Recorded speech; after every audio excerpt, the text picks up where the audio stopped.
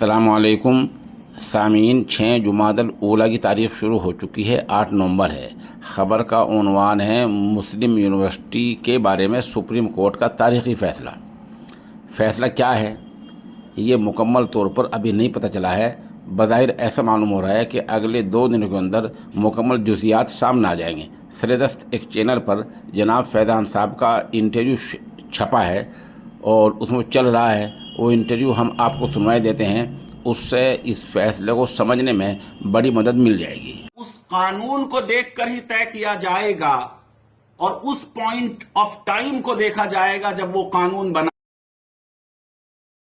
Faizan Mustafa, professor Faizan Mustafa जो कि संविधान विशेषज्ञ हैं, वो हमारे साथ जुड़ गए हैं।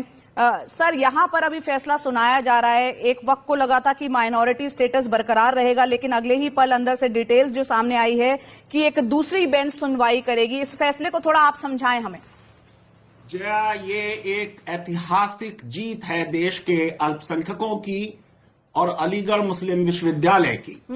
जो 3 जजेस की बेंच फैसला करेगी उसका इतना महत्व अब नहीं है, क्योंकि सुप्रीम कोर्ट ने अल्पसंख्यक शिक्षण संस्थान तय करने के मापदंड तय कर दिए हैं और अलीगढ़ मुस्लिम विश्वविद्यालय के 1968 के फैसले को ओवररूल कर दिया है।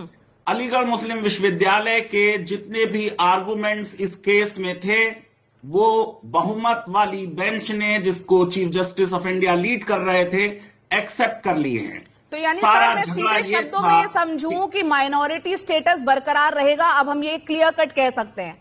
नहीं, माइनॉरिटी स्टेटस बरकरार है, क्योंकि उसकी वजह यह है, आप सोचिए कि जब 1968 का जजमेंट सुप्रीम कोर्ट ने ओवर रूल कर दिया, जी बिल्कुल, और इलाहाबाद हाई कोर्ट ने 1968 के जजमेंट के बिना पर 81 के लॉ को क्वैश किया था।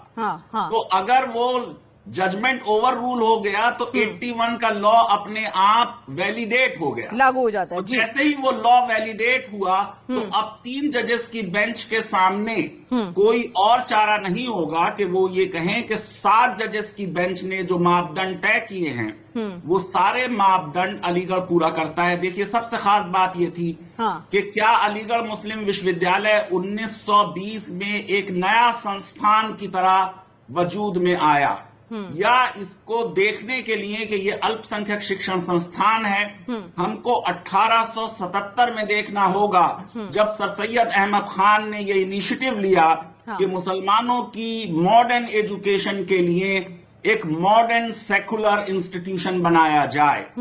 तो इस्टेब्लिशमेंट का अर्थ ब्रिंगिंग इनटू एग्जिस्टेंस और एक लॉ को देखना, ये सुप्रीम कोर्ट ने ओवर रूल कर दिया कि अब आपको लॉ बनने से पहले जो सरकमस्टांसेस हैं, इनिशिएटिव किसने लिया, पैसे किसने दिए, सरकार से खत किताबत बातचीत किसने की, अपनी स्पीचेस में उन्होंने उसका उद्देश्य क्या बताया, इसको देखकर आप तय करेंगे कि क्या कोई शिक्षण संस्थान अल्पसंख्यक है या नहीं है। लेकिन फैजान मुस्तफा साहब, मैं यहाँ ये समझना चाह रही हूँ कि यानी अब सुप्रीम कोर्ट ने जो फैसला सुनाया है कि दूसरी बेंच जो है सुनवाई करेगी, यानी एक कानूनी लड़ाई तो अभी भी जारी रहेगी।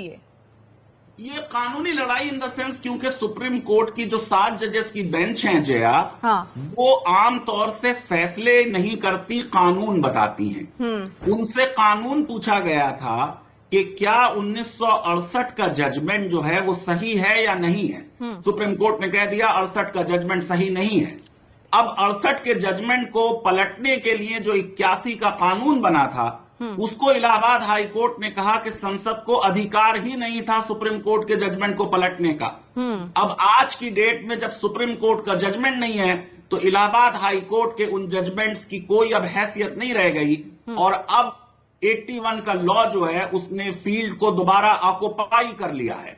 और उस फील्ड को दोबारा ऑक्युपाई करने का मतलब होगा कि संसद ने स्वयं बता दिया है कि अलीगढ़ मुस्लिम विश्वविद्यालय 1920 में स्टैब्लिश नहीं हुआ था, बल्कि ये एक शिक्षण संस्थान है जो मुसलमानों ने स्टैब्लिश की, और इसको 1920 में सिर्फ इनकॉर्पोरेट किया गया था। सारा प्रश्न जो 7 जजेस से पूछा गया था कि क्या उस कानून को देखकर ही तय किया जाएगा और उस पॉइंट ऑफ टाइम को देखा जाएगा जब वो कानून बना। ये तय करने के लिए कि अलीगढ़ मुस्लिम विश्वविद्यालय एक अल्पसंख्यक शिक्षण संस्थान है, मेजॉरिटी ने कहा नहीं 1920 को मत देखो, 1920 से पहले ये किसने कोशिशें की और किसका ये आइडिया था, वो आदमी एक माइनॉरिटी कम्युनिटी का होना चाहिए। तो आज मैं ये समझता हूं कि 1968 में जो एक गलत फैसला हुआ था, सुप्रीम कोर्ट के चीफ जस्टिस ऑफ इंडिया ने जाते जाते उस एक गलत फैसले को ओवर रूल कर आर्टिकल 30 को दोबारा से जीवित कर दिया है। आप ये सोचिए कि सुप्रीम कोर्ट के चीफ जस्टिस ने कहा कि अनुच्छेद 30 एक तरह का एब्सोल्यूट राइट है, क्योंकि संविधान बनाने वालों ने अनुच्छेद 30 में कौन सी रेस्ट्रिक्शंस होंगी ये नहीं लिखा। ये बात सही नहीं है कि कोई एक अल्पसंख्यक शिक्षण संस्थान होगा तो उसके ऊपर municipal regulation, health regulation, UGC regulations ये सब लागू होंगी। ऐसा नहीं है कि वो बिना पीएचडी के किसी को एसोसिएट प्रोफेसर या प्रोफेसर बना सकते हैं, लेकिन उनकी ऑटोनॉमी समाप्त नहीं की जाएगी।